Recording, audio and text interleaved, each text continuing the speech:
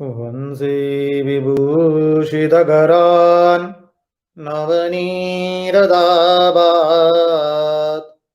पीताम्बरात् अरुणबिम्बफलादरोष्ठात् पूर्णेन्दुसुन्दरमुखात् अरविन्दनेत्रात् कृष्णात् परं किमपि तत्त्वम् अहं न जाने। कृष्णात् परं किमपि तत्त्वम् अहं न जाने। वृन्दावनेश्वरि तवैव पदारविन्दम् प्रेमामृतैक मकरन्दरसौगपूर्णम् हृदयपदं मधुपदे स्मरताभमुग्रम् निर्वापयत् परमशीतलमाश्रयामि। निर्वापयत् परमशीतलमाश्रयामि। स्वस्ति श्री गणेशाय नमः। श्री सरस्वत्यै नमः। श्री गुरुभ्यो नमः। ओम स्थापकाय च धर्मस्य सर्वधर्मस्वरूपिणे अवतारवरिष्ठाय रामकृष्णाय ते नमः। कृष्ण कन्हैया लाल की जय। भक्तवत्सल भगवान की जय। वृंदावन बिहारी लाल की जय। भगवान श्री राम कृष्ण देव की जय। ओम नमो भगवते वासुदेवाय। नारायण नारायण नारायण नारायण। तो आइए हम श्रीमद् भागवत रसामृत के सत्संग में अवगाहन करें। भागवत भगीरथी के अंदर में अवगाहन करें। तो कल पिछले सत्संग में अर्थात कल जो हमने चिंतन किया था, भगवान के दो स्वरूप है, एक अर्चना स्वरूप, एक और दूसरा है नाम स्वरूप। नाम स्वरूप में जब प्रीति होगी तभी अर्चना स्वरूप में प्रीति होती है, और तभी मानसी अर्थात मानसिक सेवा, मानसी सेवा कर पाते हैं। और नाम में रुचि कब होती है उसका सिद्धांत बताते हुए श्रीमद् भागवत ने एक बहुत सुंदर पद्धति बताई। वही पद्धति हमारे अद्वैत वेदांत के महान आचार्य मधुसूदन सरस्वती जी ने अपने भक्ति रसायन ग्रंथ में बताई है। 9 बिंदु है उसमें। कहा कि पहले तीर्थों का वास करो, हमें तीर्थ में जाना होगा। और तीर्थ याद रखिए, तीर्थ जागृत है। यदि हम हमारे मन को जागृत बनाए तो तीर्थ बोलते हैं। देखिए, आपने अनेक महात्माओं के बारे में सुना भी होगा।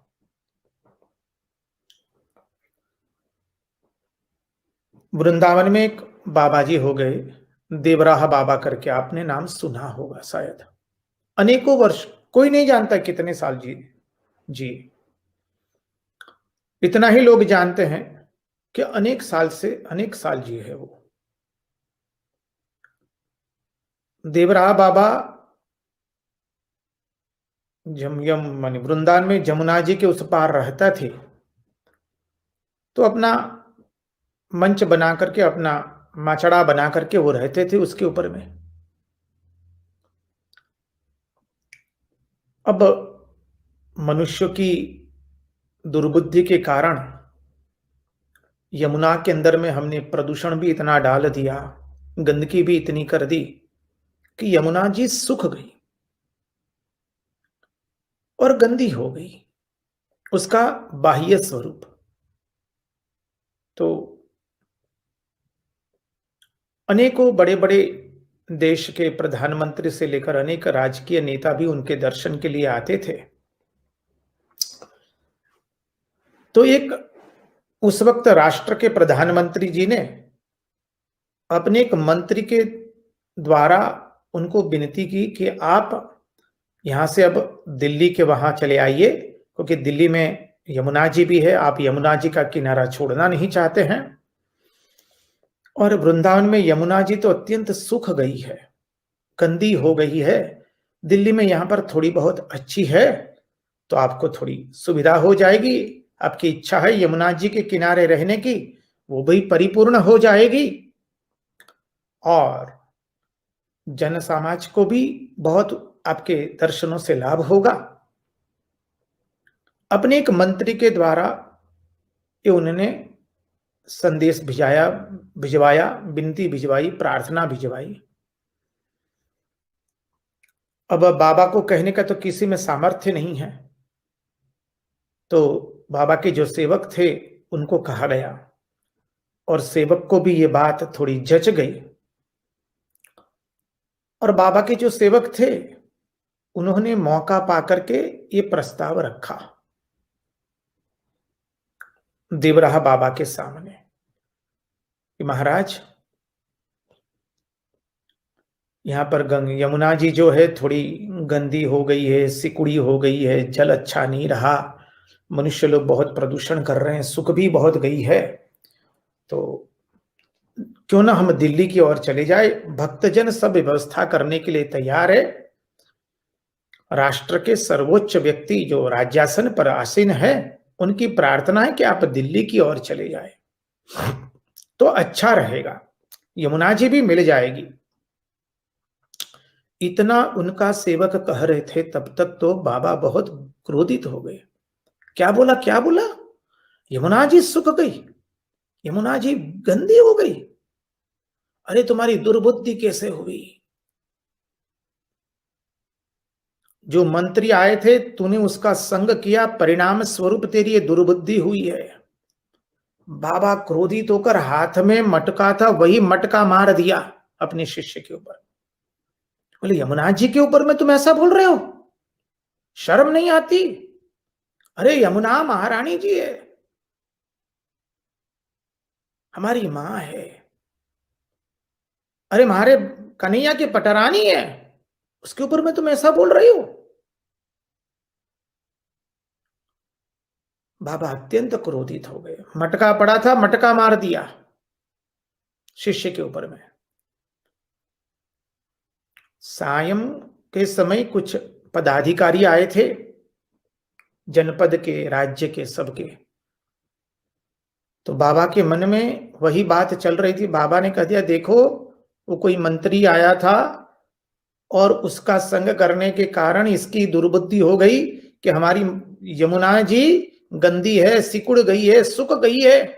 देखो यमुना जी सूखी है, जाओ जाओ अभी स्नान करो, जाओ देखो कितनी अद्भुत यमुना जी है, देखो बह रही है।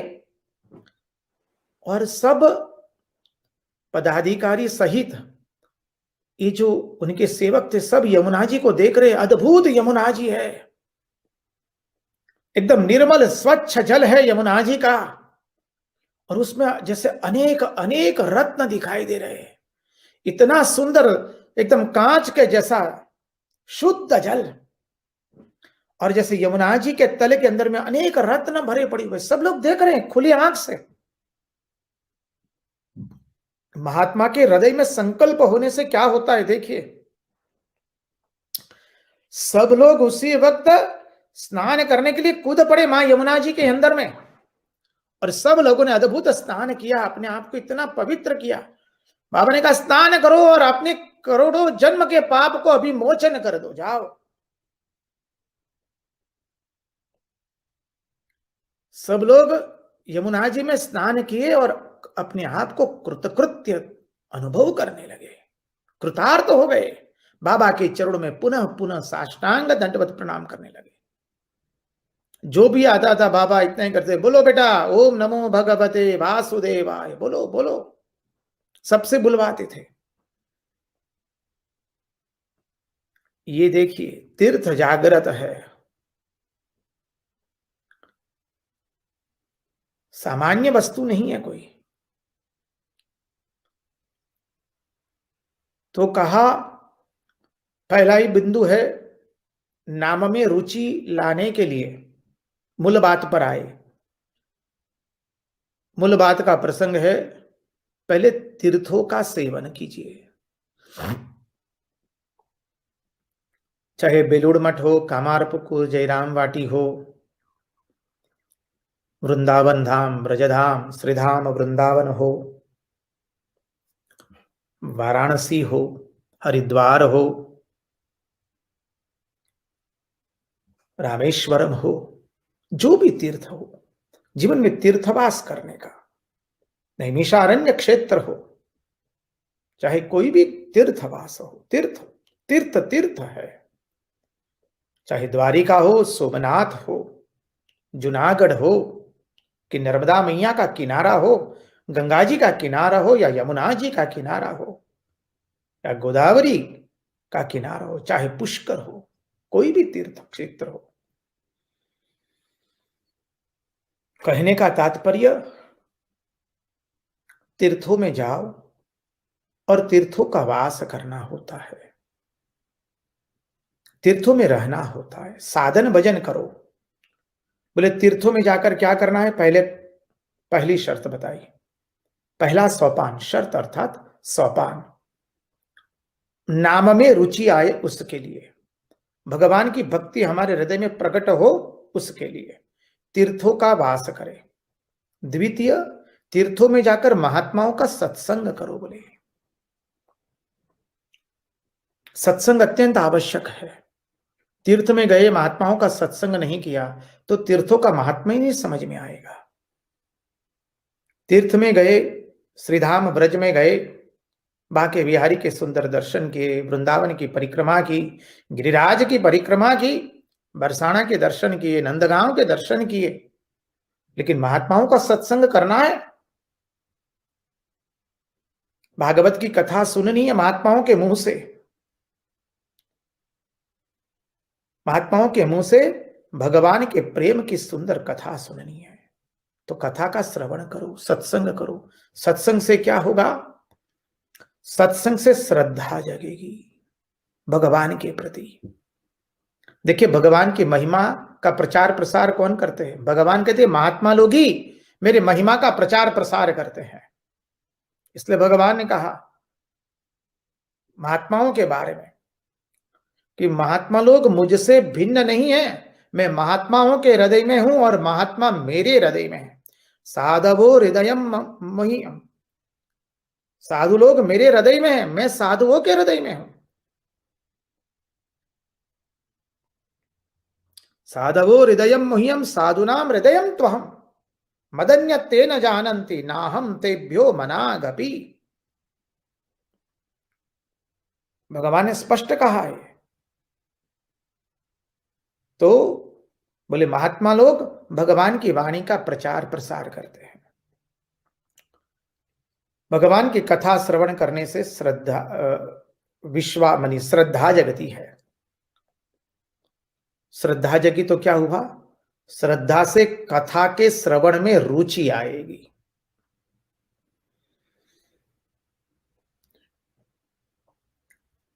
अब कथा के श्रवण में रुचि आने से क्या होगा? बोले भगवान की कथा में जब रुचि आ गई, शृण्वतां स्वकथां कृष्ण पुण्य श्रवण कीर्तन हृदयंतस्थो यभद्राणि विधुनोति सुरत सदा। हमारे हृदय में जो दुर्वासना है वो सब दूर हो जाती है। हृदयंतस्थो यभद्राणि विधुनोति सुरत सुताम।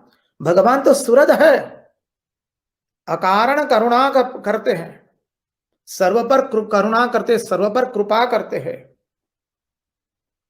तो कहते हैं भगवान अकारण कृपा करके हमारे हृदय की गंदगी दूर करेंगे। फिर क्या होगा? नष्ट प्रायेष्व भद्रेषु नित्यं भागवत सेवया भगवती उत्तम श्लोके भक्तिर्भवति नैष्ठिकी। बोले भगवान जब हमारे हृदय में आ जाएंगे तो नष्ट प्रायेष्व भद्रेषु नित्यम भागवत सेवया, भगवान के भक्तों की, महात्माओं की सेवा करने से भगवती उत्तम श्लोके भक्तिर्भवति नैष्ठिकी, भक्ति में निष्ठा जगेगी। और जब भक्ति में निष्ठा जगेगी तो क्या होगा?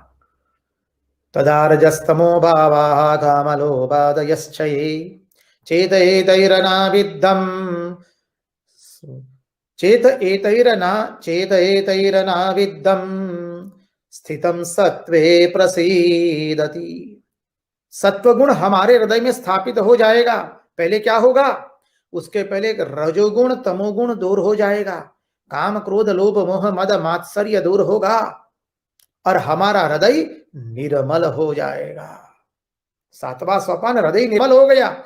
छठा सोपान रजोगुण तमोगुण काम क्रोध लोभ मोह सब दूर हो गए। और जब रजोगुण तमोगुण दूर हो गया, काम क्रोध लोभ दूर हो गया, चित्त निर्मल हो गया, तब क्या हो गया? एवं प्रसन्न मनसो भगवत भक्ति योगतः, ऐसे प्रसन्न चित्त में, निर्मल चित्त के अंदर में भगवान के भक्ति योग के कारण भगवत तत्व विज्ञानम मुक्त संगस्य जायते। बोले भगवत तत्व ज्ञान स्फुरित हो जाता है, भगवान को हम तत्व से जानते हैं, भगवान के साथ भक्ति योग हो गया। और फिर क्या हुआ? विद्यते हृदय ग्रंथि छिद्यन्ते सर्व संशयाः क्षीयन्ते चास्य कर्माणि दृष्ट एवात्मनीश्वरे। बस अद्भुत बात बता दी। हृदय की सब ग्रंथियां दूर हो जाती है। विद्यते हृदय ग्रंथि छिद्यन्ते सर्व संशयाः, सब संशय मिट गए। क्षीयन्ते चास्य कर्माणि, सब कर्म बंधन छूट गए। दृष्ट एवात्मनीश्वरे। तो बोले ये उपाय से हृदय में भगवान की भक्ति आएगी, नाम में रुचि हो जाएगी। और जब नाम में रुचि होगी तब अर्चना भक्ति होगी, और जब अर्चना भक्ति होगी तब मानसी होगी। यहां पर तो 9 सोपान में अंतिम लक्ष्य तक पहुंचा दिया है। देखा जाए तो पहले 2 श्लोक ही है। शुश्रूषो श्रद्धानस्य वासुदेव कथा रुचि स्यान् महत् सेवया विप्रः पुण्यतीर्थ निषेवणात्। शुश्रूषो श्रद्धानस्य वासुदेव कथा रुचि स्यान् महत् सेवया विप्रः पुण्यतीर्थ निषेवणात्।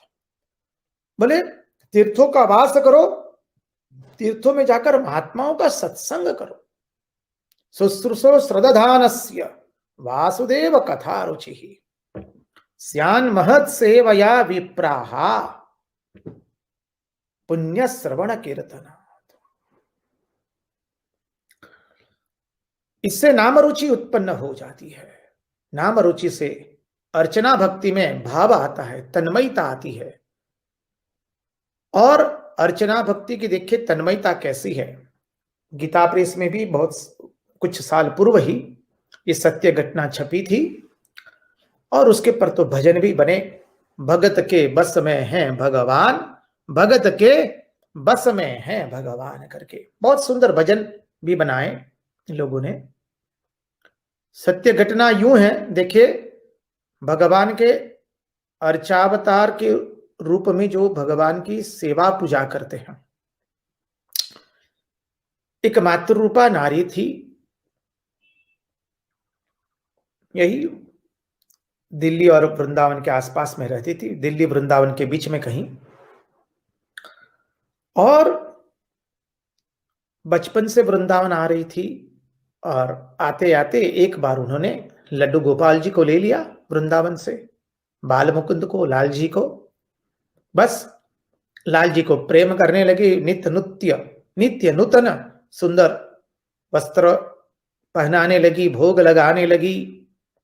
श्री कृष्ण उस मातृरूपा नारी का सर्वस्व हो गए, बाल मुकुंद, लड्डू गोपाल जी। फिर क्या हुआ, महिला का ब्याह हुआ। कालक्रम में महिला ने ब्याह किया, अपने घर में रहती थी। उसका नित्यक्रम था, महीने में पौर्णिमा के दिन आकर के भगवान के दर्शन करके जाती थी वृंदावन में। अब कालक्रम में महिला का एक संतान हुई, संतान का भी ब्याह हो गया, और वो मातृरूपा महिला वृद्ध हो गई। अब वृद्ध हुई है, घर में सो रही थी। अभी तो उसमें शक्ति नहीं रही है कि वो बाल मुकुंद की आज सेवा कर सके। अस्वस्थ हो गई थी, अपने बिस्तर पर लेटी हुई है महिला। और आज जन्माष्टमी का त्योहार था। यह कोई सुंदर पवित्र त्योहार था, जन्माष्टमी का ही त्योहार था। अब घर में बहू भी आई है। अब इस मातृरूपा नारी को जितनी भगवान श्री कृष्ण के प्रति भक्ति है, लगाव है, अनुराग है, उतना तो घर में आई हुई बहू को लगाव नहीं है। अब वो माई कह रही है, देखो बेटा, हमारे घर का नियम है, आज जन्माष्टमी है, पहले मेरे लालन को स्नान कराओ, मेरे बाल मुकुंद को स्नान कराओ, मेरे लाल जी को स्नान कराओ। पहले हमारे घर में तब तक कोई शुभ कार्य नहीं होता है जब तक हम लालन को स्नान करा के उसे भोजन नहीं देते हैं। यह हमारे घर का नियम है, हमारे घर का नियम है। तुम कैसे भी पहले लालन को स्नान कराओ, लालन को तुम पहले भोग निवेदित करो, कैसे भी। अब घर की वो बहू जो है वो सुन रही है, कह रही है, माँ जी कर देंगे माता जी, तनिक रुक जाइए, काम भी तो बहुत है। अब घर की बहू अपने गृह कार्य में व्यस्त है, यहां पर ये मातृरूपा नारी बिस्तर पर लेटी लेटी उसको बार बार कह रही है। अंत में बहू थोड़ी अपनी नाराजगी व्यक्त करते हुए कह रही है, ठीक है माता जी, कर रहे हैं आपके लालन जी की सेवा। अब मन में उद्वेग लेकर के घर की बहू बाल मुकुंद की सेवा करने लगी। हड़बड़ाहट था उसके कार्य में, तो लालन को, लाल जी को स्नान कराते कराते बाल मुकुंद नीचे गिर गए हाथ से। धड़ांग करके आवाज आया, माही से रहा नहीं गया, बोले देखो देखो मेरे लालन गिर गए, अभी मेरे लाल जी गिर गए, मेरे बाल मुकुंद गिर गया। अरे उसको फ्रैक्चर हुआ होगा, निश्चित उसका हाथ टूटा है, उसका निश्चित हाथ टूटा है, देखो डॉक्टर को बुलाओ, डॉक्टर को बुलाना पड़ेगा। देखो मेरे लालन का हाथ टूट का है, डॉक्टर को बुलाओ, देखो कि हाथ टूटा है कि नहीं, क्या हुआ, फ्रैक्चर हुआ कि नहीं। अब ये जो माई है बिस्तर पर लेटे लेटे यह बात बोल रही है, वह अपने भावराज्य में है श्री कृष्ण के प्रति प्रेम के कारण। अब उस माई के भाव को कोई समझ नहीं पा रहा है। बेटा आ गया, बोले माँ क्या हो गया, तुम इतना चिल्ला रही हो। बोले मेरे बेटे को, मेरे लालन को फ्रैक्चर हो गया, देखो डॉक्टर को तुम बुला के ले आओ, मेरा लालन गिर गया है, उसको कुछ चोट लगी है, मुझे लग रहा है उसका हाथ टूटा है, पहले तुम डॉक्टर को बुलाओ। बेटे ने पहले धीरज से समझाने का प्रयास किया, बहू ने समझाने का प्रयास किया, माई सुन नहीं रही है, टस से मस नहीं हो रही है। बेटा अंत में चिड़ा गया, बोले मां तुम्हारी वृद्धावस्था में तुम्हारा मस्तिष्क ठिकाने पे नहीं रहा है, अरे अब तो क्या हुआ, अगल बगल के लोग इकट्ठा हो गए। बोले कि क्या हुआ, जो महिला चिल्ला रही है इतना, क्या हो गया। पुत्र ने अपनी मां की परिस्थिति समझाई सबको। तो उसमें एक वरिष्ठ व्यक्ति थे, बुजुर्ग थे। उन्होंने पुत्र को एक और बुलाया। बोले देखो, उनका दिल तो दुखी है बहुत, क्योंकि लालन की सेवा करते करते तुम्हारी बहू के हाथ से लालन गिर गए। अब उनके लालन के प्रति भाव है, प्रेम है, श्रद्धा है, तो तुम डॉक्टर को क्यों नहीं बुला के लाते हो, तो शांत हो जाएगी। पहले उनको तो शांत करो। पुत्र के नाते तुम्हारा कर्तव्य मां को शांत करना। पहले तो पहले डॉक्टर को बुला के ले आओ ना, डॉक्टर कह देगा कि नहीं सब ठीक है, बस फिर तुम्हारी मां शांत हो जाएगी। थोड़ा व्यवहारू बनकर के कार्य कर लो। पुत्र को भी बात जज गई। बोले हाँ ठीक है। डॉक्टर जी के पास गया पुत्र, डॉक्टर जी को पहले सब समझा दिया। डॉक्टर बोले ठीक है, हम आते हैं, चलिए, हमें भी अच्छा लगता है। अब डॉक्टर बाबू आए। डॉक्टर बाबू आए, महिला कह रही देखिए डॉक्टर बाबू, मेरे लालन का हाथ देखिए, लालन गिर गया है, निश्चित उसको चोट लगी है। डॉक्टर कह रहे हाँ माई, आप चिंता मत कीजिए, हम आपके लालन को देखने के लिए ही आए हैं, अभी उसकी जांच करते हैं। और डॉक्टर ने बाल मुकुंद के श्री विग्रह को, लाल जी को अपनी गोदी में लेकर के चेक करना शुरू किया। तो डॉक्टर क्या पाते हैं, डॉक्टर काटो तो खून न निकले उस स्थिति में पहुंच गए, जैसे धरती सिरक गई। आश्चर्यचकित हो गए।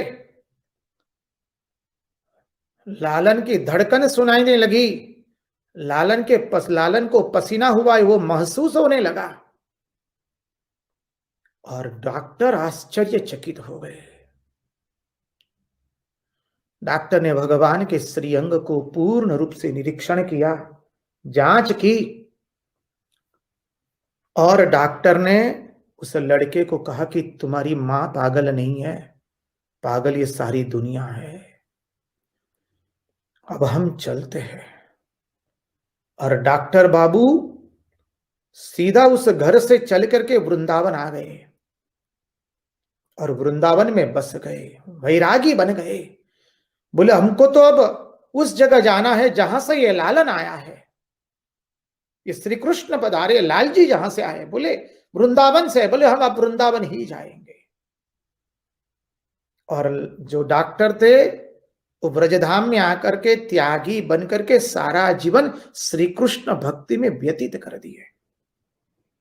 डॉक्टर ने कह दिया पहले, माई चिंता मत करो, आपके लालन को कुछ नहीं हुआ है, लालन गिरा था लेकिन लालन ठीक है, उसके पर जो पसीना आया है वो भी मैं महसूस कर रहा हूं, उसके दिल की धड़कन को मैं महसूस कर रहा हूं, और आपके लालन का हाथ भी मैंने ठीक से जांच किया है, लालन क्षेम कुशल है।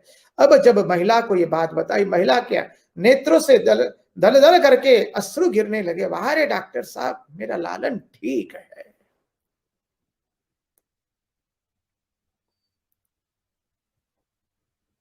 ये सत्य घटना हम इसलिए आपको बता रहे हैं। अर्चना भक्ति ऐसी है, अर्चना भक्ति करते करते ऐसा प्रेम हो जाएगा भगवान के साथ, तादात्म्य हो जाता है। अरे देखिए हमारे भगवान श्री राम कृष्ण देव ने तो वहीं से यात्रा शुरू की अपनी।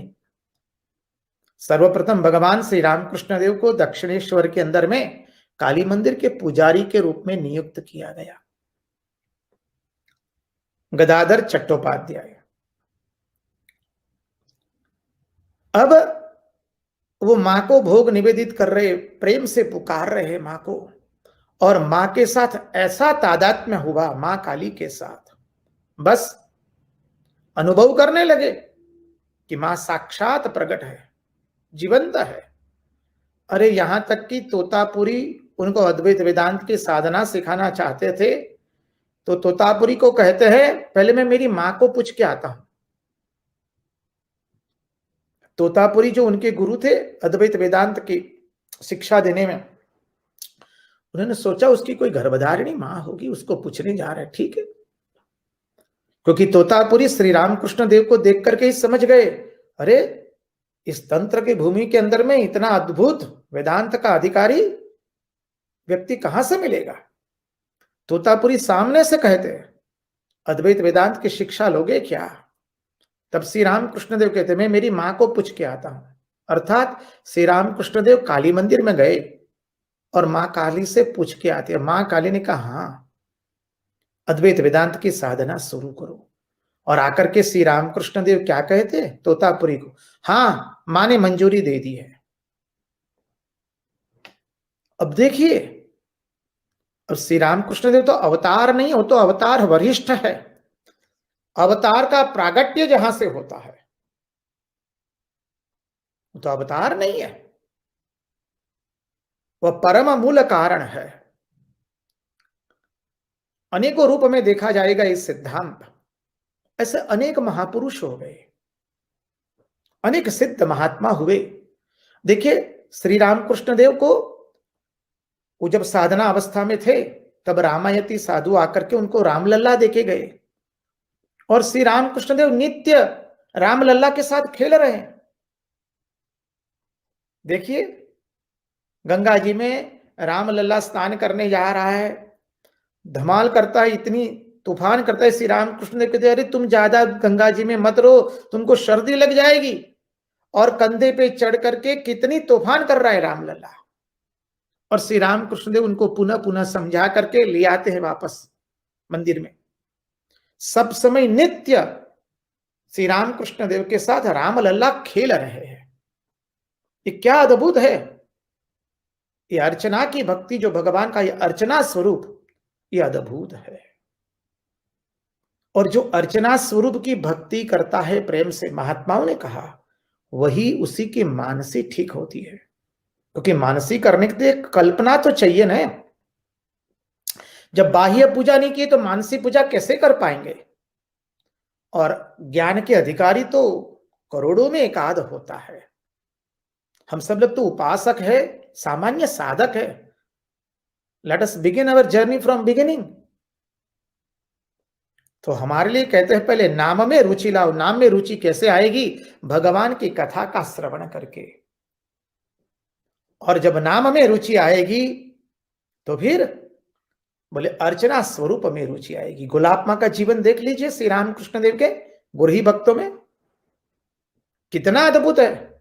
बालकृष्ण उनके साथ नित्य खेलते हैं, वो लालन को अपने साथ रखती है, सब समय लालन की सेवा पूजा कर रहे हैं। क्या अद्भुत जीवन है! ये सब ये अर्चना भक्ति है। अर्चना भक्ति करते करते आचार्य समझाते हैं, नेत्रों में अश्रु निकले, भगवान के साथ बातचीत प्रारंभ हो, भगवान के स्वरूप को हमारे हृदय में हम पधराए। और बोले अर्चना भक्ति कब तक करनी है होती है? अर्चादावर्चये तावत ईश्वरं मां स्वकर्म कृत यावन्न वेद स्वरदि सर्वभूतेषु अवस्थितम। श्रीमद् भागवत हमें समझाता है, जब तक सर्व के अंदर में उस परमात्मा का हम दर्शन न कर ले, तब तक ये अर्चना भक्ति करनी होती है। अर्चादावर्चये तावत ईश्वरं मां स्वकर्म कृत यावन्न वेद स्वरदि सर्वभूतेषु अवस्थितम। कपिल देवहूति संवाद में आता है,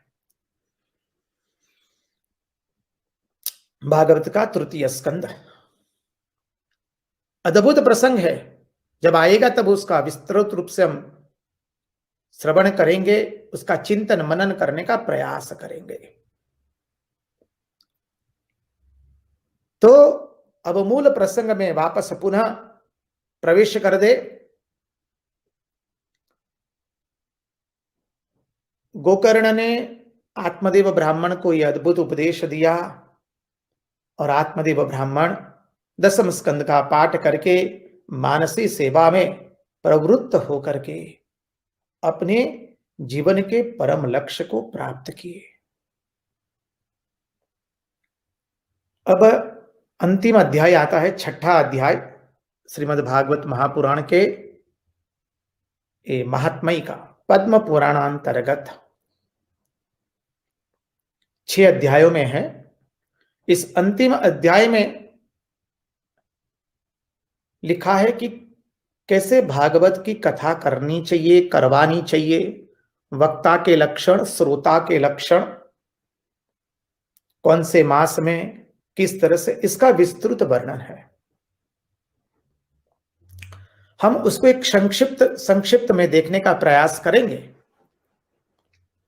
देखिए, महात्माओं ने भी समझा दिया, भागवत की कथा वैसे कोई भी महीने में हम सुन सकते हैं, उसके लिए मुहूर्त की कोई आवश्यकता नहीं है। कोई भी यदि निष्काम भाव से सुन रहे हैं, अपने मन को पवित्र करने के लिए, भगवान की कथा का आनंद प्राप्त करने के लिए, तो बस ओम नमो भगवते वासुदेवाय करके जहां है, जिस स्थान में है, भागवत की कथा का आनंद ले बस। फिर भी यदि मुहूर्त देखना है सप्ताह कथा के लिए, तो कहा कि भाई माघ मास, कार्तिक मास, ये सब मास अत्यंत उत्तम है। श्रावण से लेकर कार्तिक तक कोई भी माह में आप भागवत की कथा कर सकते हैं। शुक्ल पक्ष तो अत्यंत उत्तम है। और यदि सप्ताह कथा किसी निमित्त के मनी अपने कोई स्वजन दिवंगत हो गए हैं, उनके मृत्यु के उपरांत उनके निमित्त कथा करवा रहे हैं, तो बोले मुहूर्त निकलवा करके, यजमान बन करके, वेदोक्त शास्त्र विधि का पालन करके भागवत की कथा सुननी चाहिए। देखिए, ऐसा नहीं है कि भागवत मृत किसी कोई मर गया तो उनके निमित्त भागवत करवाया जाता है तभी भागवत सुना जाता है, जी ना। ऐसा मत समझिए कि भागवत मृत्यु के बाद मुक्ति देने वाला ग्रंथ है। अरे भागवत तो जीते जी हमें इस संसार से मुक्ति प्रदान करने वाला ग्रंथ है। अब कोई स्नेही, स्वजन, मित्रजन, आत्मीयजन, प्रियजन, उनका शरीर चला गया, उनके निमित्त भागवत करवाते हैं तो एक अलग बात है, वरना भागवत तो जीते जी राग द्वेष से हम कैसे मुक्त हो जाए, काम क्रोध लोभ मद मोह मात्सर्य एवं अविद्या से कैसे मुक्त हो, उसके लिए भागवत का श्रवण किया जाता है। ये भागवत की महिमा है। भागवत जीते जी हमें मुक्ति प्रदान करता है। कहा कि बोले जो वक्ता बनेगा, वक्ता कैसा होना चाहिए, श्रोता के लक्षण क्या होना चाहिए, वो भी बताया है। वक्ता जन्म से एवं कर्म से ब्राह्मण होना चाहिए। वक्ता को शास्त्र का थोड़ा ज्ञान होना चाहिए। वक्ता निःस्पृही होना चाहिए, विशेष करके वक्ता निःस्पृही होना चाहिए। कथा बिक्री करके अपने आजीविका चलाने वाला वक्ता नहीं होना चाहिए। कथा को अर्थोपार्जन का साधन बनाए, ऐसा वक्ता नहीं होना चाहिए। कथा का जो वक्ता है, उसके अंदर में यदि बहुत विषयों का ज्ञान है लेकिन उसमें वैराग्य नहीं है और भगवान के प्रति भक्ति नहीं है, तो ऐसे वक्ता के पास से भागवत नहीं करवानी चाहिए, क्योंकि बहुत विषयों का ज्ञान केवल होने से फिर वो श्रोता के मन को भ्रमित कर देते हैं। इसलिए पहली बात तो वक्ता निष्पृही होना चाहिए, शास्त्र का ज्ञान होना चाहिए, दृष्टांत कुशल होना चाहिए, बीच बीच में दृष्टांत देने वाला होना चाहिए, भागवत के परम सिद्धांतों को सुगम सरल रीति से समझा सके, ऐसा वक्ता होना चाहिए। अरे भागवत की कथा करते करते भागवत के बाहर के विषयों की भी कथा जो कर सके, वो ऐसा वक्ता होना चाहिए। ऐसी कथा वो ले सकता है जो भागवत के बाहर भी है और जिससे हमारी भगवान की भक्ति बढ़ती है भगवान के प्रति, ऐसे विषय को भी ले सकता है कथा का वक्ता। तो ये वक्ता के लक्षण बताए। वक्ता धनलोभी नहीं होना चाहिए। वक्ता निःस्पृही, त्यागी, वैरागी होना चाहिए। जन्म एवं कर्म से ब्राह्मण होना चाहिए। ये बात बताई है। श्रोता के लक्षण बताए। श्रोता श्रद्धा से भागवत का कथा श्रवण करने के लिए बैठे। अब देखिए, जब भागवत की कथा का आयोजन करेंगे तो अनेक लोगों की सहायता लेनी पड़ती है, स्वाभाविक है। तो बोले सब कार्य यजमान अपने हाथ में ना रखे, सभी कार्यों को बांट दे यजमान, कि जो भाई मेहमान आएंगे उनकी आओ भगत कौन करेगा, प्रसाद का वितरण कौन करेगा, लोगों की देखभाल कौन करेगा, ये सब कार्य को बांट दे।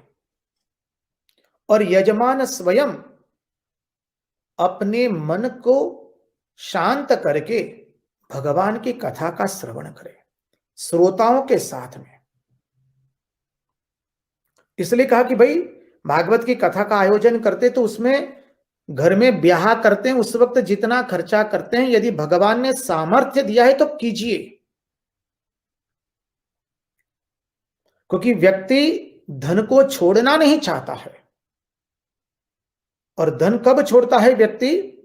जब बहुत आनंदित हो जाता है या कोई विपद से बचना चाहता है तब।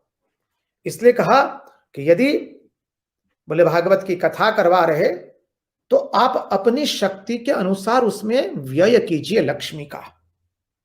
लक्ष्मी का सदुपयोग कीजिए। व्यय करने का तात्पर्य हमारा यही है। सबको आमंत्रण पत्रिका भेजी जाए, लिखा जाए हमारे यहां भागवत की कथा इस दिन से शुरू होने वाली। आप सब लोग भागवत रसामृत के रसिक जन, प्रेमी जन हैं। आप सबको कथा सुनने के लिए हमारा सादर निमंत्रण है, हमारी सादर प्रार्थना है। यदि आपके पास समय न हो तो कम से कम एक दिन के लिए भी आकर के कथा श्रवण का लाभ उठावे। और आमंत्रण पत्रिका सबको देनी चाहिए, जा जा करके नम्र विनम्र हो करके सबको वंदन करके प्रार्थना करके भागवत की कथा में सबको बुलाना चाहिए। बड़ों को आदर, प्रणाम, वंदन, सत्कार के साथ उनको आमंत्रण देना चाहिए। छोटों को आदेश प्रेम दे करके बोलना चाहिए भागवत की कथा में आने के लिए। जो कभी नहीं भागवत की कथा सुने हैं उनको तो अवश्य आमंत्रण देकर के बुलाना चाहिए। आयोजक को कभी ऐसा नहीं सोचना चाहिए कि बहुत सारे लोग आ जाएंगे तो हम व्यवस्था कैसे कर पाएंगे। अरे जितने लोगों तक एक भागवत की कथा पहुंचने दीजिए, सबको बुलाइए, सभी लोग सादर निमंत्रित है। जो कोई भी एक भागवत कथा का एक शब्द भी सुनेगा तो उस जीव का कल्याण हो जाएगा। श्रोता को, वक्ता को बोले पर निंदा पर चर्चा नहीं करनी है, राजसिक एवं तामसिक आहार का सेवन नहीं करना है, ब्रह्मचर्य का पालन करना है, पवित्र रहना है, सत्य का आचरण करना है। श्रोता हो सके तो उपवास करके कथा का श्रवण करे। यदि शरीर अनुकूल नहीं है तो बोले एक टाइम भोजन करो, एक समय भोजन करो। बोले वो भी अनुकूल नहीं होता है तो दोनों समय भोजन करके भागवत की कथा का श्रवण करो, कोई असुविधा नहीं। क्योंकि यहां श्रवण मुख्य है, उपवास मुख्य नहीं है, ध्यान में रखे। बोले पवित्र रहना है, काय मनोवाक्य से मितभाषी बनना है, भगवत प्रसंग छोड़ करके और कोई प्रसंग सुनना नहीं है, करना नहीं है। कथा दोनों प्रहर सुननी चाहिए, प्रातः समय, बाद में मध्याह्न में थोड़ा विराम दीजिए, फिर मध्याह्न से लेकर अपराह्न से लेकर सायं तक, इस प्रकार दोनों प्रहर में कथा का श्रवण करना चाहिए। ऐसे श्रोता एवं वक्ता के लक्षण बताए हैं। और बोले कथा की शुरुआत में गणपति की पूजा, इष्ट देवता, कुल गुरु, सूर्यनारायण भगवान की पूजा, सब देवताओं की पूजा करके भगवान श्री कृष्ण की पूजा करके यजमान को, श्रोताओं को हाथ जोड़ करके भगवान को सामने प्रार्थना करनी है। संसार सागरे मग्नम दीनम माम करुणानिधे कर्म मोह गृहीतांगम मामुद्धर भवा भवार्णवात्। क्या सुंदर प्रार्थना की है। संसार सागरे मग्नम दीनम माम करुणानिधे, हे दयानिधे, हे करुणानिधे, मैं संसार सागर में डूब रहा हूं। संसार सागरे मग्नम दीनम माम करुणानिधे, संसार सागर में मैं डूब रहा हूं प्रतिपल। हम लोग संसार में डूब रहे, संसार में कोई तैरता नहीं है। जो भगवान नाम का आश्रय लेता है वही तैरता है, बाकी सब डूबते हैं। तो भगवान श्री कृष्ण को प्रार्थना करनी है कि संसार सागरे मग्नम दीनम माम करुणानिधे, हे करुणानिधि, हम संसार सागर में डूब रहे वासनाओं के कारण, इच्छाओं के कारण। कर्म मोह गृहीतांगम, अरे कर्म मोह ने मुझे, मेरे पांव पकड़ लिए हैं। हम एक क्षण भी कर्म के बिना रह नहीं पाते। कर्म मोह गृहीतांगम, यहां कर्म का अर्थ सकाम कर्म लेना है। हम कोई भी कर्म करते हैं फल की आकांक्षा से करते हैं, उस दृष्टि से यहां अर्थ लिया गया है कर्म मोह गृहीतांगम। कर्म के मोह में मेरे पांव जकड़ गए हैं। मामुद्धर भवार्णवात्, हे करुणानिधे, मेरा उद्धार कीजिए इस संसार सागर से। और बोले वक्ता की सुगमता के लिए एक विद्वान ब्राह्मण भी रखना चाहिए, जो वक्ता को बीच बीच में भागवत के उद्धरण से श्लोक बता करके वक्ता की सहायता करे। और ब्राह्मणों को बुला करके द्वादशाक्षरी मंत्र का जाप भी करवाना चाहिए, इत्यादि नियम बताए। मूल नियम जो है उसका हमने संक्षिप्त में अर्थ देखने का प्रयास किया। और जब कथा पूर्ण हो जाए, सबको महाप्रसाद खिलाए, होम करे, वक्ता का पूजन करे। वक्ता यदि सन्यासी है तो उसका सुख रूप से पूजा होती है, सुखदेव जी के रूप में। वक्ता यदि गृही है तो व्यासदेव के रूप में पूजा होती है। और वक्ता कोई भी हो, गृही हो या सन्यासी हो, त्यागी हो, विरक्त हो, सबको व्यास रूप में पूजा की जाती है। ये भिन्न भिन्न पूजा पद्धति बताइए, अनेक विधि बताई है, नियमावली बताई है भागवत के इस भागवत महात्म्य के इस 6ठे अध्याय के अंतर्गत। और इस प्रकार अद्भुत भागवत की महिमा बता रहे थे।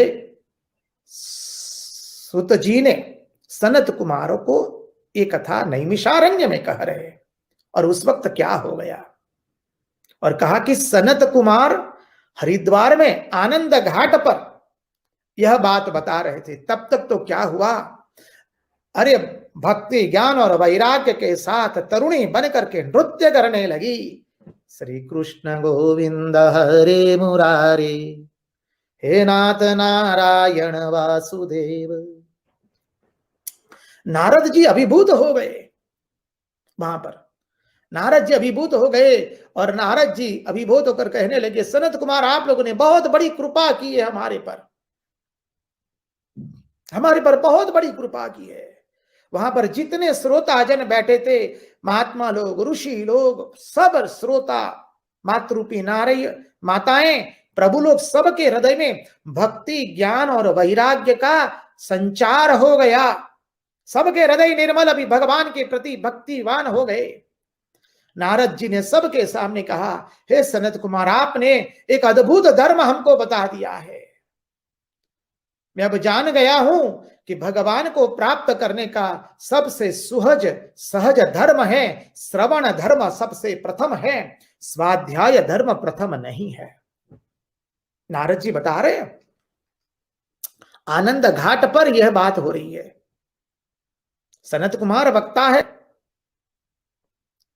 नारद जी ने कह दिया, अब मैं समझ गया भगवत प्राप्ति के लिए श्रवण धर्म प्रथम साधन है। श्रवण मनन निधिध्यासन स्वाध्याय नहीं। नारद जी बात गए थे, महात्मा में लिखा श्रवण मनन एवं निधिध्यासन। पहले श्रवण करो, श्रवण करो, श्रवण करो। नारद जी गदगदित हो गए हैं। अरे चारों ओर आनंदित हो गए। सबके हृदय में भगवान की भक्ति आ गई, ज्ञान एवं वैराग्य का संचार हो गया है। तब तक क्या हुआ? अरे तब तक तो हमारे भगवान शुकदेव जी का आगमन हो गया है। यम ब्रजंद बनु वेदम वेद कृत्यम द्वैपायनो विरह कातर आजुहाव पुत्रेदि तन्मय दयातरवोभिनेदु तम सर्वभूत हृदयम भुनिमानितोस्मि। सुखदेव जी का आगमन हो गया। सब लोग सुखदेव जी के सम्मान में खड़े हो गए। अद्भुत तरुण युवक है, दिगंबर है, निरावरण है, वासना का जिसको लेश मात्र नहीं है। सुखदेव जी महाराज पधार गए। सब लोग जय जयकार करने लगे। बोलो सुखदेव जी भगवान की जय। सब लोगों ने पुष्प वृष्टि की है। सुखदेव जी को उच्च आसन पर बिठाया है। और कहा गया है इस सुखदेव जी जब आए तब क्या अद्भुत हुआ है। निगम गल्बदरुर्गलिदं फलं सुखमुखात् अमृतद्रव संयुतं पिबत भागवतं रसमालयं मुहुरहो रसिका भुवि भावुका।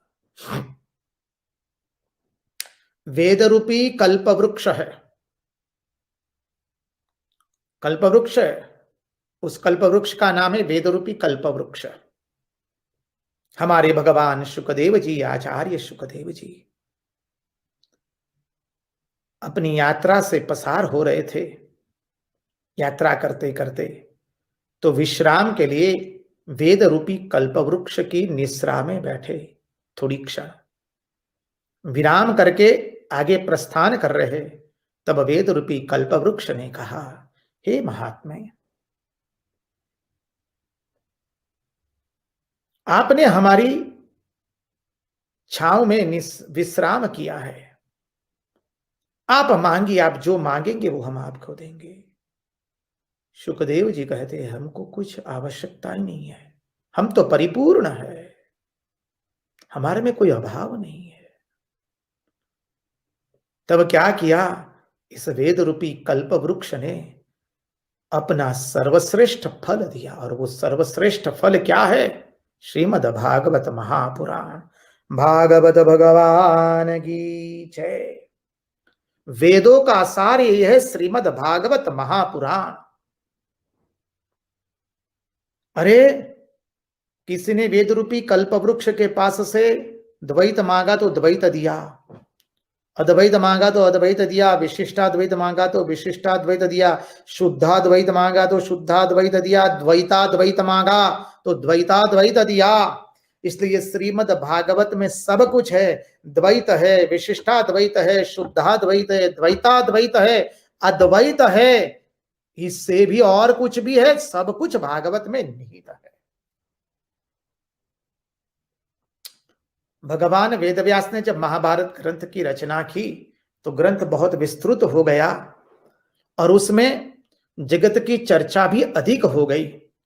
इसलिए भारतीय वांग्मय के अंदर में अंतिम ग्रंथ हमारा श्रीमद् भागवत महापुराण हुआ है, जहां पर केवल परमार्थ की ही बात कही गई है, जहां पर भगवान की लीला एवं भगवान के भक्तों की लीला गाई गई है, जहां पर वेदांत का सार वर्णित किया गया है, वेद उपनिषदों का सार जिसमें समाहित किया गया है। बोले इसका श्रवण करो भागवत का। निगम कल्पतरुर्गलितं फलं शुकमुखात् अमृतद्रव संयुतम्। बोले वेद रूपी कल्प वृक्ष का सर्वश्रेष्ठ फल है श्रीमद् भागवत। अब फल होता है तो फल तो वृक्ष का सार होता है, इसलिए वेद एवं उपनिषदों का सार वो है श्रीमद् भागवत। बोले वो कैसा है? बोले फल भी है और उसमें रस भी है। बोले जब फल है, रस है, तो फिर उसमें से गुठली निकालनी पड़ेगी, छिलका भी तो निकालना पड़ेगा। बोले ये आम के वृक्ष का जैसा नहीं है कि पत्थर मार के गिराना पड़ेगा या डाली पर चढ़ करके तोड़ो उसको या हिला करके ले आओ। बोले ये तो अद्भुत फल है, ना गुठली निकालनी है ना छिलका निकालना है, ये तो रस से परिपूर्ण, यहाँ कुछ निकालना नहीं है। बोले उसको पियो, इस श्रीमद् भागवत को पीते जाओ। निगम कल्प तरोर गलितम फलम शुक मुखात अमृत द्रव संयुतम पिबत भागवतम रसमालयम। रसमालयम बोले कब तक पिए? बोले जब तक तुम अचेतन न हो जाओ। बोले चेतन हो आएगा, अचेतन न हो जाए तब तक पिए। बोले फिर वापस चेतन आए तो? बोले फिर पियो। बोले कब तक पिए? बोले मृत्यु पर्यंत पियो। अरे बोले कल्प पर्यंत पियो। बोले कल्प के बाद तो फिर वापस सृष्टि का सर्जन होगा। बोले अनेकों प्रकार के प्रलय बताए, 4 प्रकार के प्रलय है। बोले नित्य प्रलय, नैमित्तिक प्रलय, प्राकृत प्रलय प्रलय, और पूर्ण रूप से जब अविद्या की निवृत्ति हो जाती है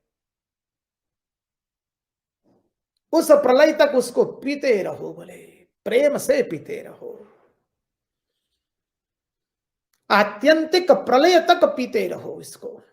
आत्यंतिक दुख निवृत्ति, परम सुख प्राप्ति, आत्यंतिक प्रलय तक पीते जाओ इसको। बोले अरे बोले उसके बाद भी पीना है, इसको क्या करना है? बोले पीते जाओ। निगम कल्प दरोर गलितम फलम शुक मुखात, और इस फल को शुक रूपी तोते ने चोंच मारी है। हम लोग सब जानते हैं तोता जिस फल को चोंच मारता है वो फल अत्यंत मीठा होता है, और इसमें से रस निकल रहा है। इसको पीते जाओ, पीते जाओ, पीते जाओ। बोले कब तक? आत्यंतिक प्रलय तक पीते जाओ। बोले क्योंकि नित्य प्रलय, नैमित्तिक प्रलय, प्राकृत प्रलय में तो फिर वापस सर्जन होगा ना। आत्यंतिक प्रलय तक पीते जाओ जब तक अचेतन न हो जाओ। आत्यंतिक प्रलय क्या है? मोक्ष, मोक्ष पर्यंत पियो। बोले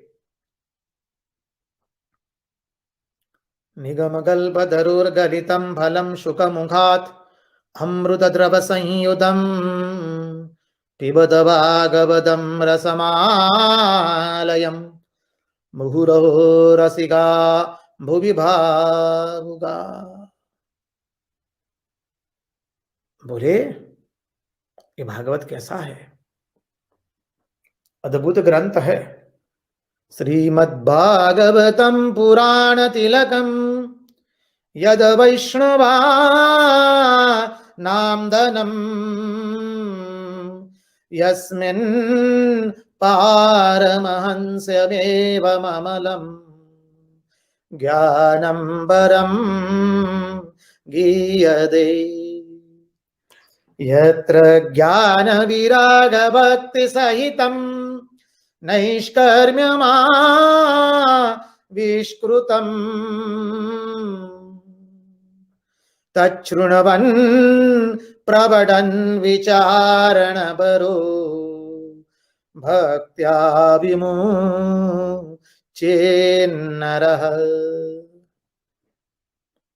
श्रीमद् भागवतम पुराण तिलकम, पुराणों में तिलक है। पुराण का अर्थ हमने देखा है, जो पुरातन होने पर भी नया है, जो मनुष्य के, मानव के हृदय को परिपूर्ण कर देता है, वो है पुराण। तो श्रीमद् भागवतम पुराण तिलकम यद वैष्णवानाम धनम, वैष्णवों का तो ये परम धन है। यत्र ज्ञान विराग भक्ति सहितं नैष्कर्म्यमाविष्कृतम्।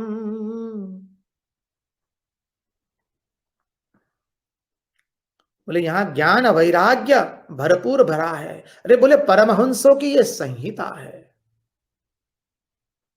परमहंस, हंस किसे कहते हैं? जो क्षीर एवं नीर का विवेक करे उसको हम हंस कहते हैं। और विवेक किसे कहते हैं? जो नित्य अनित्य को अलग कर दे। तो परमहंसों का ज्ञान क्या होता है? जो सब में अंत में एक में समा जाता है, जो उस एक को प्राप्त करता है, जो उस एक को प्राप्त करता है, जिसका सब ज्ञान उस एक में समाहित होता है, उसको कहते हैं परमहंसों की विद्या। जो बहुत्व में नहीं जाता है, एकत्व में आता है, वह कौन है? परमहंसों की विद्या। श्रीमद्भागवतम पुराण तिलकम यद वैष्णवानां धनम यस्मिन् पारमहंस में वममलम ज्ञानम परम गीयते यत्र ज्ञान विराग भक्ति सहितम नैष्कर्म्यमा विष्कृतम। यहाँ ज्ञान वैराग्य और भक्ति भरपूर लिखे हुए हैं, भरपूर खिले हैं ज्ञान वैराग्य एवं भक्ति। ओ मानव, इसका पठन करो, श्रवण करो और अपने जीवन को कृतार्थ करो।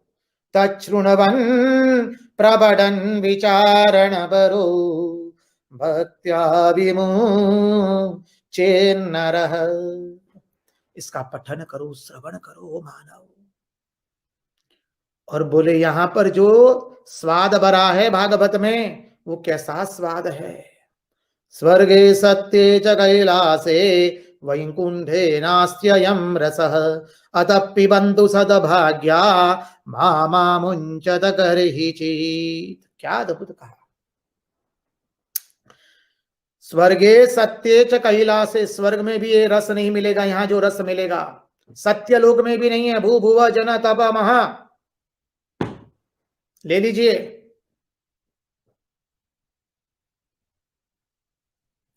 सत्यलोक में भी वो आनंद नहीं है, वैकुंठ में भी नहीं है, कैलाश में भी नहीं है। स्वर्गे सत्ये च कैलासे वैकुंठे नास्त्ययं रसः अतः पिबन्तु सद्भाग्या। इसलिए हो सद्भागी, इसका पान करो। मामुञ्चत कर्हिचित्, इससे वंचित क्षण के लिए भी मत रहो। अद्भुत भागवत की महिमा बताई है। और जब यह हो रहा था तो एक अद्भुत दृश्य हुआ है। उस क्या दृश्य घटित हुआ, वो शेष चर्चा कल करेंगे। आज उन्हीं की वाणी, उन्हीं के चरणों में समर्पित करते हुए भगवान से प्रार्थना करते हैं, प्रभु हमारे मन की मति गति और रति आपके चरणों में बनी रहे। कृष्ण कन्हैया लाल की जय, भक्त वत्सल भगवान की जय, वृंदावन बिहारी लाल की जय, भगवान श्री राम कृष्ण देव की जय, सब संतन की जय, सब भक्तन की जय। ओम नमः पार्वती पतये हर हर महादेव हर। जय जय श्री राधे, जय जय श्री राधे, जय जय श्री राधे। सबको जय राम कृष्ण, जय श्री कृष्ण।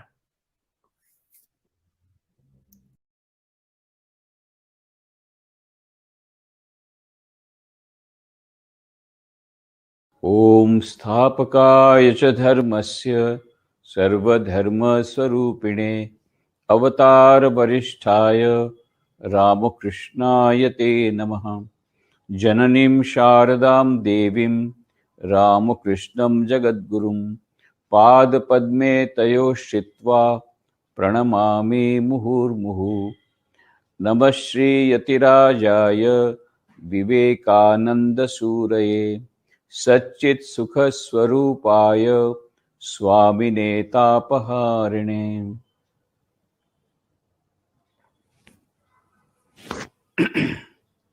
भगवान श्री रामकृष्ण देव, श्री मां शारदा देवी एवं स्वामी विवेकानंद की कृपा से हमारे यहाँ सत्संग भली भांति चल रहा है। आप लोगों का उत्साह हमारा उत्साह बढ़ाता है। हम लोग चर्चा कर रहे हैं समस्त रामकृष्ण मठ एवं रामकृष्ण मिशन के 10वें परमाध्यक्ष पूर्व परम पूज्य स्वामी वीरेश्वरानंद जी महाराज,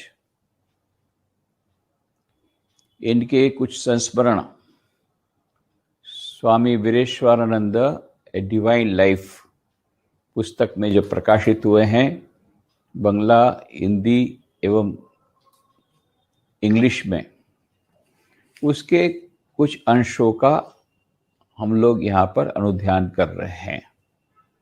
उसी संदर्भ में चर्चा करेंगे आज स्वामी नित्य मुक्तानंद जी, जिनको कि हम लोग गणेश महाराज के नाम से भी जानते हैं।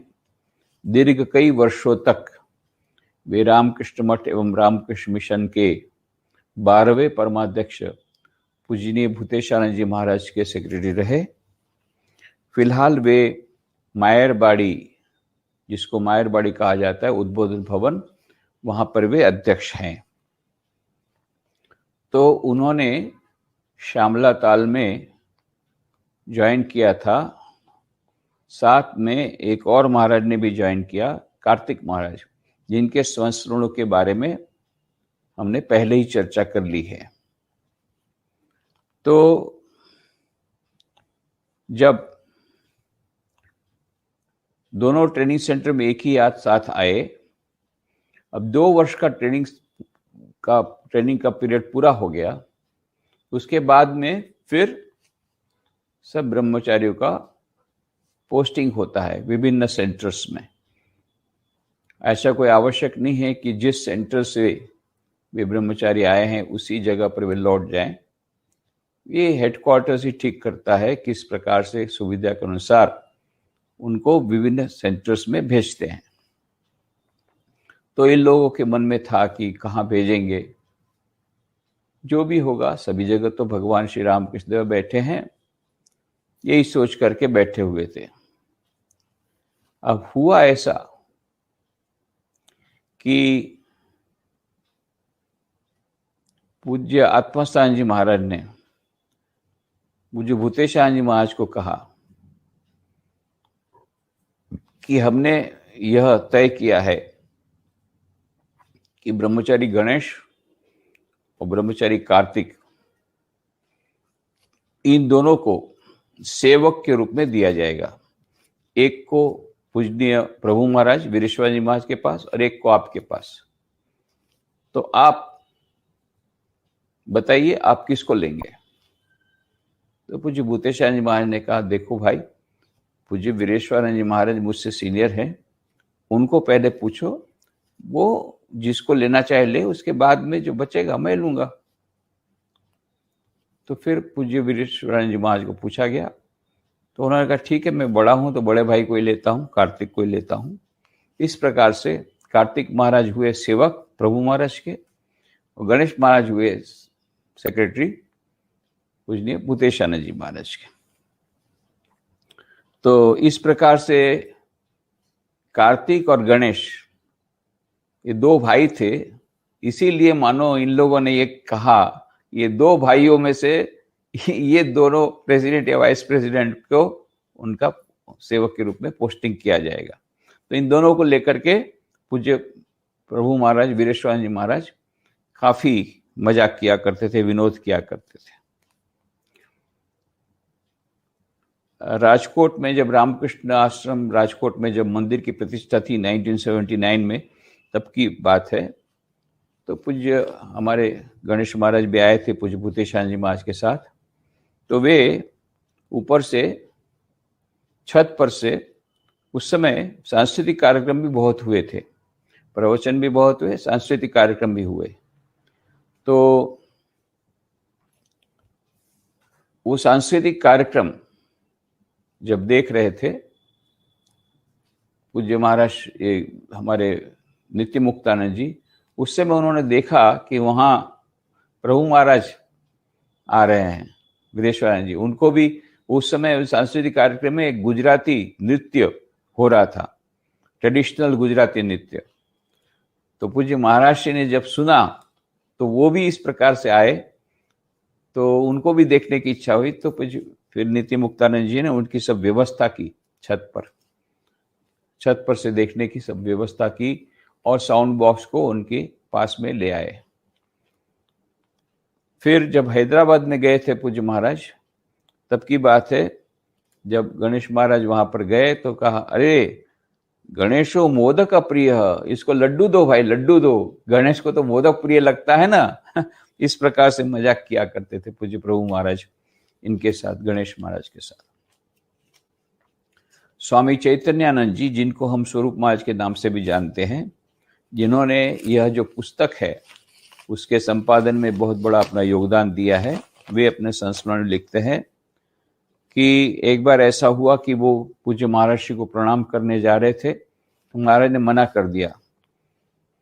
तो उनको थोड़ी चिंता हुई, क्यों पूज्य महाराज जी हमको प्रणाम करने नहीं दे रहे हैं पैर छू करके। फिर उतनी देर में ये दो, उनके पहले दो भक्तों ने प्रणाम किया था, वो चले गए, उसके बाद में ये लोग अंदर आए। तो ये दो स्वामी जी थे, दो ब्रह्मचारी थे, दोनों को प्रणाम करने से मना कर दिया। उतने में मूरत राम आए, जो नापित हजाम, उनको भी महाराज ने प्रणाम करना मना कर दिया। तो नापित तो ऐसा बोल चुप रहने वाला था, महाराज ऐसा हम पर क्यों अन्याय कर रहे हैं, क्यों हमको पैर छूने नहीं दे रहे हैं। तो महाराज का, देखो इसके जस्ट अभी कुछ ही क्षण पूर्व दो भक्त आए थे, वो अच्छे चरित्र के नहीं थे, तो मैं नहीं चाहता कि तुम लोगों को पीड़ा हो, मुझे भी पीड़ा हो रही है।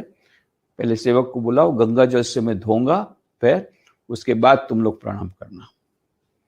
तब गणेश महाराज को लगा, महाराज हमारे लिए कितने चिंतित हैं, वो स्वयं दूसरों के पाप लेने को तैयार है, स्वयं व्यथा लेने को तैयार है, दर्द लेने को तैयार है, चरणों में उनको पीड़ा हो रही है, परंतु ये पीड़ा दूसरों को न जाए, दूसरों को पीड़ा न हो, इसका कितना ख्याल रखते हैं। आश्चर्यचकित हो गए। फिर अद्भुत मेधा शक्ति थी पूज्य महाराज की। एक बार ऐसा हुआ कि उनके किसी लेख का अनुवाद किया गया और फिर बाद में उद्बोधन में छापने के पहले उनके पास ले जाया गया, तो उन्होंने पढ़ने को कहा। उसके पहले उन्होंने कहा कि पहले मुझे ओरिजिनल मेरा जो इंग्लिश में है वो पढ़ के सुनाओ, फिर बंगला पढ़ के सुनाओ। और क्या उनकी मेधा शक्ति! उसके बाद में बंगला में अक्षरशः किया गया था, केवल 2 या 3 शब्द परिवर्तन किए गए थे। महाराज ने पकड़ लिया, क्यों इन शब्दों को क्यों निकाला। देखो, केवल भाव को रखना इतना ठीक नहीं है। जब अनुवाद करते हैं तो उनके शब्दों की भी उनका भी एक मूल्य है, तो उसको भी रिस्पेक्ट देना पड़ेगा, उसको भी सम्मान देना पड़ेगा। इस प्रकार से तुम स्वाधीनता नहीं ले सकते। हाँ, खुद का आर्टिकल हो तो अलग बात है, जब अनुवाद बोलते हो तो it should be faithful translation. तो ये महाराज, इतनी मेधा शक्ति थी उनकी। फिर महाराज की इच्छा थी, पूज्य महाराज श्री की, प्रभु महाराज की, स्वामी शुद्धानंद जी महाराज के जितने आर्टिकल्स छपे हैं उनकी पुस्तक प्रकाशित हो। बहुत बार उन्होंने कहा उद्बोधन भवन में, पर वो लोग नहीं कर पाए, बहुत व्यस्त थे। तब उस समय महाराज फिर जब बहुत ही हताश हो गए, निराश हो गए, ऐसा लगता है कि मेरे जीते जी ये पुस्तक प्रकाशित नहीं होगी। ये बात जब पहुंची वहां पर उद्बोधन के महाराज के पास, तो बहुत दुखी हुए। फिर उन्होंने महाराज को, चैतन्यानंद जी को कहा कि क्या तुम ये काम करोगे? बोले हाँ। तो फिर उन्होंने सब जितने लेख थे इधर उधर से बटोर करके उन्होंने ये पुस्तक प्रकाशित की। और पुस्तक प्रकाशित करके जो पहली कॉपी बेलू मठ में मंदिर में देनी पड़ती प्रसाद के लिए, देने गए, साथ साथ पूज्य महाराज के लिए भी एक कॉपी लेकर गए। और पूज्य महाराज इतने आनंदित हुए। इसका मतलब स्वामी शुद्धानंद जी महाराज से उनका कितना लगाव था और कितना सम्मान उनको देते थे। स्वामी विवेकानंद के शिष्य थे, इस कारण ये परिलक्षित होता है। 22 दिसंबर 1984 की बात है। चैतन्यानंद जी तीर्थ यात्रा के लिए, उनको 1 महीने के लिए छुट्टी मिली थी, तो वो जाना चाहते थे वहां पर केदार बद्री आदि में। कहीं कहीं पर तीर्थ यात्रा जाना चाहते थे। उसके लिए उनको छुट्टी भी मिल गई थी। तो उसके बाद में प्रणाम करने आए कि महाराज मुझे आशीर्वाद दीजिए, मैं तीर्थ यात्रा के लिए जा रहा हूँ। महाराज ने कहा, अरे देखो उधर बिहार में लोग मर रहे हैं, इतना बड़ा फ्लड आया है, इतना बड़ा राहत कार्य चल रहा है, और तुम तीर्थ यात्रा में जाओगे? तुमको दिल में दुख नहीं होता है? इनकी सेवा करने की इच्छा नहीं होती है? तुम कल तक में मुझे बताओ कि तुम तीर्थ यात्रा जाओगे न रिलीफ वर्क में जाओगे। फिर दूसरे दिन आकर के महाराज को उन्होंने कहा, महाराज मैं राहत कार्य में जाऊंगा। महाराज इतने प्रसन्न हुए, बहुत आशीर्वाद दिया कि जाओ राहत कार्य करो। स्वामी विवेकानंद जी इतने इन गरीब लोगों के लिए कितना तड़पते थे। याद रखो, तीर्थ यात्रा से ये कुछ कम नहीं है, ये बहुत बड़ी, ये जो सेवा है ये पूजा है। ऐसा करके बहुत आशीर्वाद दिया। वहां जाकर के जैसे ही राहत कार्य समाप्त हुआ, अभी तो समाप्त भी नहीं हुआ था कि पटना के महाराज ने कहा कि पूज्य वीरेश्वर प्रभु महाराज का फोन आ गया है कि तुमको बोला है कि तुम तीर्थ यात्रा में चले जाओ। इतना उन्होंने याद रखा कि मैंने एक साधु को ना बोला था, तो उनको याद था। जैसे ही राहत कार्य समाप्त हुआ, उन्होंने कहा जाओ अब तीर्थ यात्रा में जाओ। तो तीर्थ यात्रा में जाना पसंद करते थे। कोई यदि तीर्थ यात्रा में जाए तो पसंद करते थे। इसी के साथ साथ उनकी गरीबों के प्रति या जो पीड़ित लोगों के प्रति भी उनकी अनुकंपा, ये भी देखने के लायक, और उधर तीर्थ यात्रा में वो जो यात्रा के लिए भी कितना महत्व देते थे, वो भी उनका देखने लायक। तो इस प्रकार से स्वामी चैतन्यानंद जी बोलते हैं कि मुझे बहुत कुछ सीखने को मिला पूज्य महाराज के पास। स्वामी ईशात्मानंद जी, जो कि वेदांत सोसाइटी शिकागो के मिनिस्टर इंचार्ज हैं, अभी अमेरिका में देवी महाराज के नाम से भी प्रख्यात है। तो एक बार की बात है कि किसी एक सेंटर में पूज्य महाराज से आए हुए थे, और रात को सब साधु ब्रह्मचारी बैठे थे महाराज के कमरे में। उसी समय उस सेंटर के अध्यक्ष महाराज आए और कहा, महाराज आपको जिस भक्त ने अभी खाना भिजवाया था वो पूछना चाहते हैं आपको कैसा लगा। तो महाराज ने कहा, बोल देना अच्छा लगा। तो फिर वो गए अध्यक्ष महाराज और उस भक्त को जाके बोला, अरे खूब ভালো হয়েছে, আপনার খাওয়া, महाराज बोलছেন खूब ভালো হয়েছে, आपका खाना खूब अच्छा हुआ है, उनको खूब अच्छा लगा है, खूब आपकी प्रशंसा की आपके खाने की। अब ये जो कुछ भी बोल रहे थे उनको पता नहीं था कि इधर महाराज को सुनाई दे रहा है। महाराज ने तो केवल इतना ही कहा था, बोल देना अच्छा हुआ है। जब वो वापस आए कमरे में तो बोले, तुमने जो कुछ कहा है ना वो खूब अच्छा हुआ है। पर खूब शब्द को निकाल लेने से खूब अच्छा होता। इस प्रकार से महाराज विनोद करते थे। स्वामी गौरीकांतानंद बालकृष्ण महाराज के नाम से अब जानते हैं, अभी राजकोट में ही हैं। तो ये बम्बई में उनके बम्बई में महाराज से उन्होंने दीक्षा ली थी। उसके पहले की बात है, जब भी दीक्षा नहीं थी उसके पहले। तो जब महाराज के दर्शन करने जाते थे तो दीक्षा के बाद, दीक्षा के पहले भी उनसे मिलने जाते थे, उनका दर्शन करने जाते थे। दीक्षा के बाद की बात है, महाराज को बोला कि महाराज ईश्वर दर्शन के लिए कितने जप करने पड़ेंगे। महाराज ने कहा, यहाँ तुम्हारा मैथमेटिक्स काम नहीं करेगा। फिर उनके पिताजी को बोला, ये लड़के को आप कैसे संभालते हैं, संभालना मुश्किल होता होगा ना। बच्चे जैसे सब प्रश्न में सब पूछता रहता है। तो जो भी वो उन्होंने बताया कि ये कोई मैथमेटिक्स नहीं है, ये व्यक्ति की खुद की व्याकुलता पर आधारित है। इतना जप करने से भगवान लाभ हो जाएगा ऐसी कोई गारंटी नहीं है, पर व्याकुलता के ऊपर सब कुछ है। और कितनी साधना करेंगे, किस प्रकार से करेंगे, इसके ऊपर आधारित है। एक बार महाराज जी जब बम्बई आए हुए थे तो अध्यक्ष थे धीराय मेनन जी वहाँ के। उस समय महाराज का स्वास्थ्य, कैंसर ऑलरेडी हो चुका था, उसके बाद की बात है, तो अस्वस्थ थे। तो सब लोगों ने सोचा ऊपर में उनका कमरा है, वहाँ ले जाने के लिए उनको कुर्सी में बैठा करके ले जाएंगे। तो महाराज ने कहा, महाराज हम आपको कुर्सी में बैठा करके ऊपर ले जाएंगे। तो महाराज ने चुटकी भरते कहा, तुम लोग मुझे ऊपर ऊपर और ऊपर ले जाओगे ऐसा लगता है। मतलब एकदम ऊपर ले जाओगे। फिर एक बार दीक्षा के समय उनको यह ड्यूटी दे दी गई कि मराठी भक्तों को वो जो कुछ इंस्ट्रक्शन है वो मराठी में समझा देंगे। तो जब राम गोपाल महाराज ने कहा कि उसको बोला हमने बालकृष्ण को कि वो मराठी में समझा देगा जितने ये इंस्ट्रक्शन है।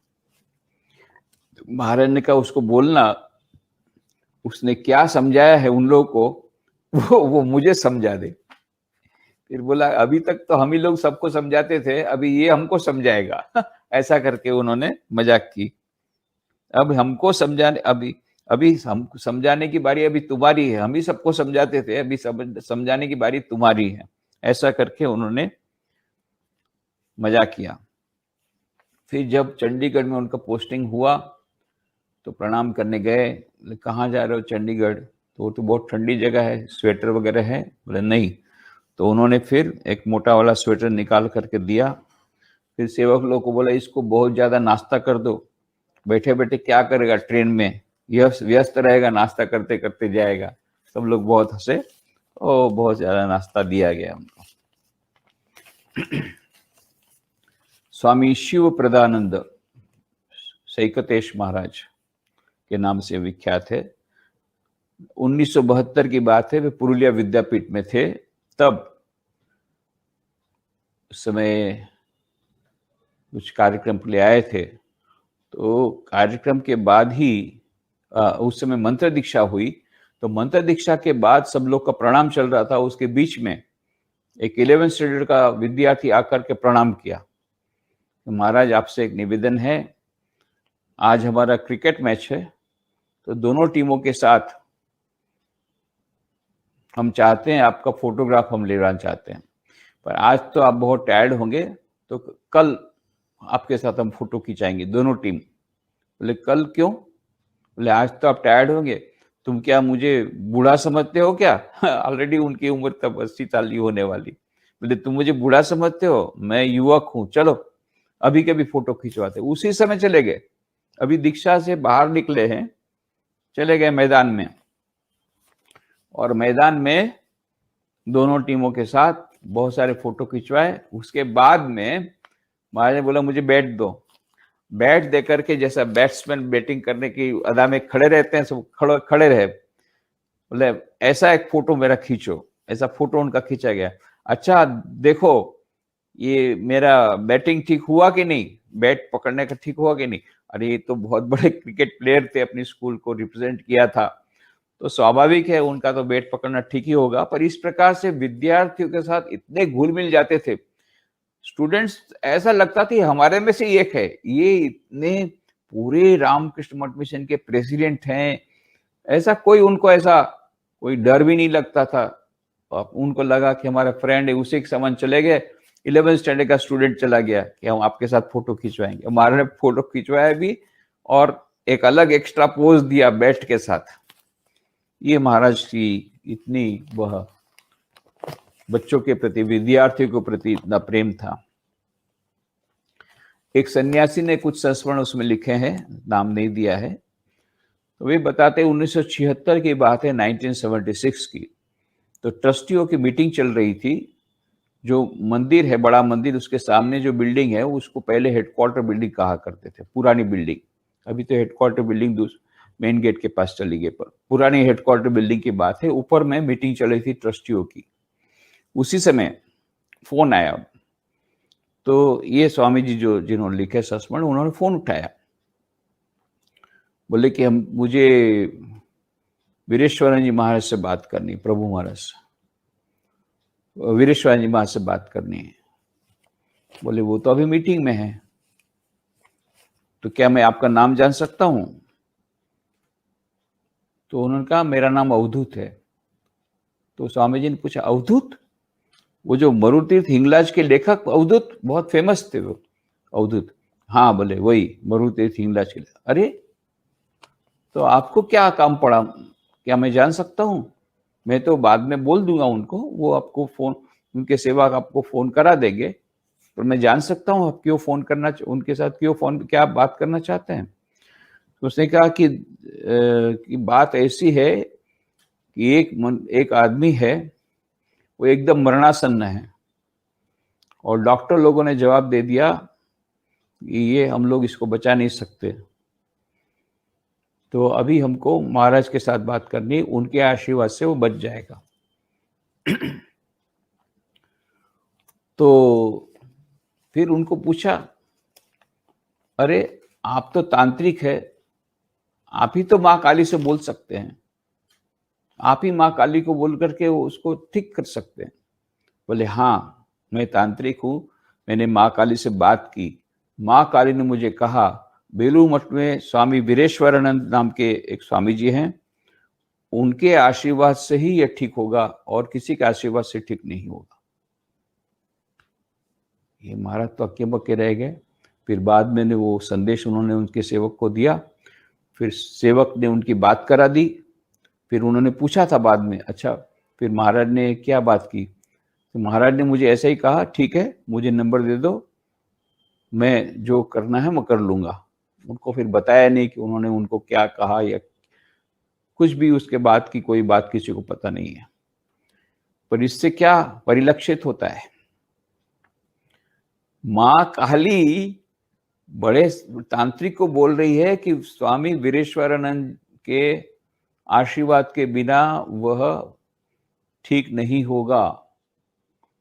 बाबा रे, कितनी शक्ति पूज्य महाराष्ट्र में थी उस छोटी सी फ्रेम में, हम कल्पना नहीं कर सकते हैं। ये धीरे धीरे ये सब बातें जब बाहर आ रही है, हम लोग तो उस समय एकदम जैसा साधारण जैसे बात करते थे उसी पर बात करते थे, पर उनके इस छोटी सी फ्रेम के भीतर में ऐसी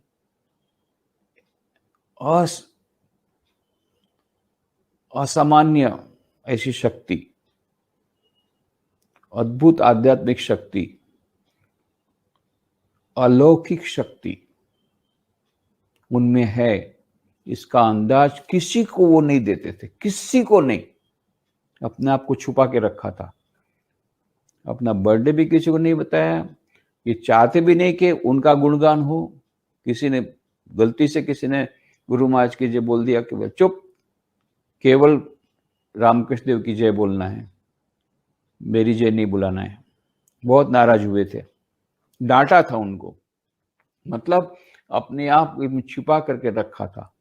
केवल श्री रामकृष्ण की महिमा का बखान करने को बोलते थे, पर ये सब छुपा करके रखा था। इतनी शक्तियां उनमें थी, अलौकिक शक्तियां, किसी को इसका अंदाज नहीं लगा था।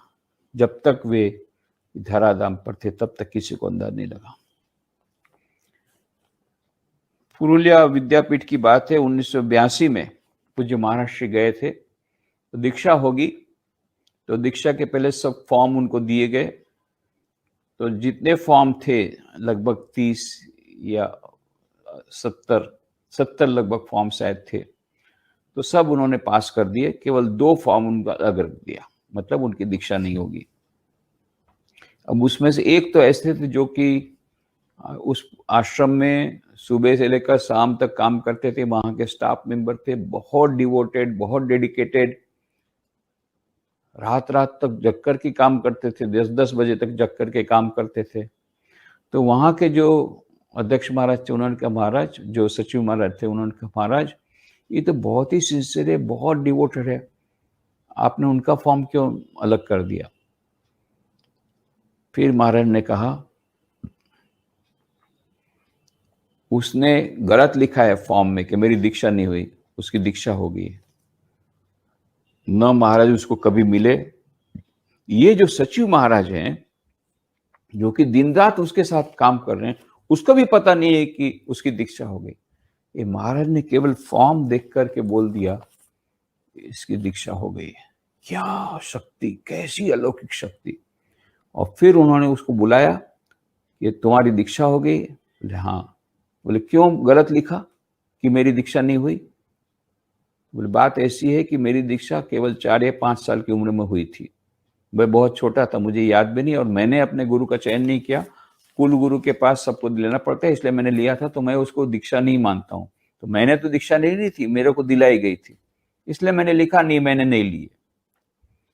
फिर जाकर के जाओ महाराज को बोलो। फिर महाराज को बोला कि बोले ठीक है। फिर दीक्षा दिया उन्होंने, पर ये कहा कि कुल गुरु ने जो मंत्र लिया है उसका भी जप करना। ये सम्मान देते थे महाराज, जिसने पहले गुरु के पास दीक्षा ली है उसका, उस मंत्र को और उस गुरु को सम्मान देते थे महाराज। पर देखते क्या है हम लोग, कैसी अलौकिक शक्ति पूज्य महाराज श्री में थी कि वो तुरंत उनको पता लग गया, हाँ दीक्षा ले ली इसने।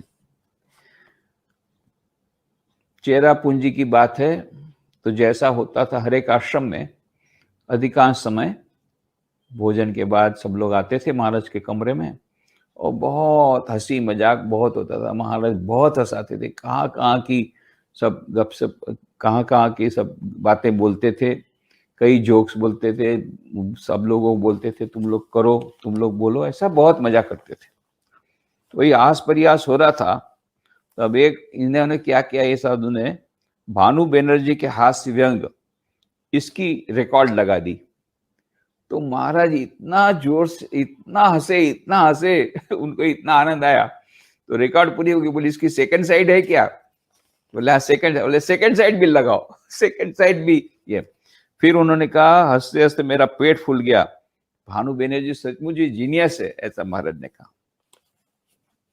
तो ये पूज्य महाराज श्री वीरेश्वरानंद जी महाराज, उनमें असाधारण शक्ति, जैसे स्वामी गंभीरानंद जी महाराज ने कहा कि उनमें असाधारण एक गुरु शक्ति का आविर्भाव उनमें हुआ था, बिल्कुल ठीक बात है। स्वामी गंभीरानंद जी महाराज जो कि 11वें अध्यक्ष थे रामकृष्ण मठ मिशन के, उन्होंने जो स्मृति सभा थी उसमें कहा था कि वीरेश्वरानंद जी महाराज में एक विशिष्ट गुरु शक्ति का आविर्भाव हुआ था।